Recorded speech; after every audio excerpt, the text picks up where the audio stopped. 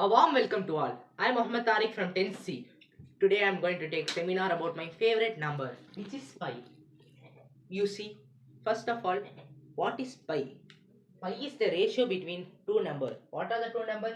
The circumference of circle to the diameter of the circle. Pi is expressed as circumference divided by diameter, which is 3.1415926 and going on so forever. Which we approximate as 22/7. Pi has two properties. It is irrational and transcendental. Irrational means pi cannot be expressed as p by q. It cannot be expressed, which means it is not expressed. And transcendental, where pi cannot be written as the solution for a polynomial equation like quadratic equation. It cannot be written as like this. And we have seen the two properties, but where did pi come from? Here we can see that circumference and perimeter, they have the same meaning for the circle. These two words, when we written in Greek, we get the first letter as pi, so we use this letter. It is a Greek letter to mention this ratio of circumference divided by diameter, so it is the origin of pi. Next, how did pi come from? How did they calculate pi? They used a polygonal method, where they took a circle which has the radius of half units, 1 by 2. If we insert this measure in the circumference formula, we would get the circumference equals to pi. So if we calculated the circumference, we can calculate pi. What they do was just draw a polygon. So I am using a four-sided polygon inside and outside of this circumference, where this perimeter is smaller and this perimeter is larger. I take the small perimeter as P1 and large perimeter as P2, and I get an inequality where P1 is lesser than pi and P2 is larger than pi. This is a four-sided polygon.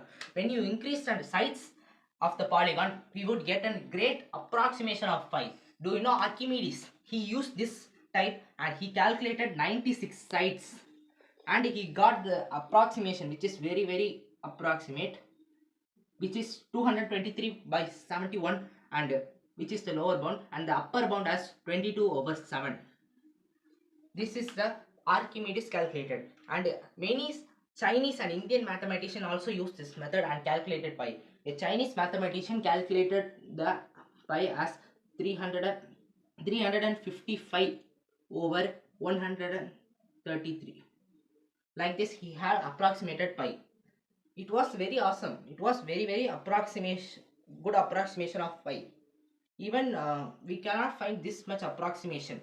And nowadays, how we are calculating was using infinite series, where there is no n for the series, and a large formula like this. This is the formula of Ramanujan, our Indian mathematician Srinivasa Ramanujan. This was the formula of Ramanujan, where it is 1/pi equals to 2 root multiplied by root 2 divided by 981 to the summation up to infinity, where 4k the whole factorial multiplied by 100,103 plus 26,390 multiplied by k the whole divided by k factorial to the power 4 multiplied by 396 whole power 4k.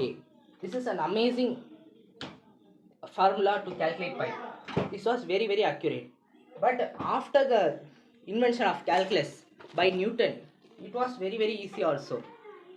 So now we have nearly 100 trillion. You see, 1 followed by 14 zeros. We know this much of decimal places. You may think, but why we need this much? Here is an interesting. We just need 39 digits of pi.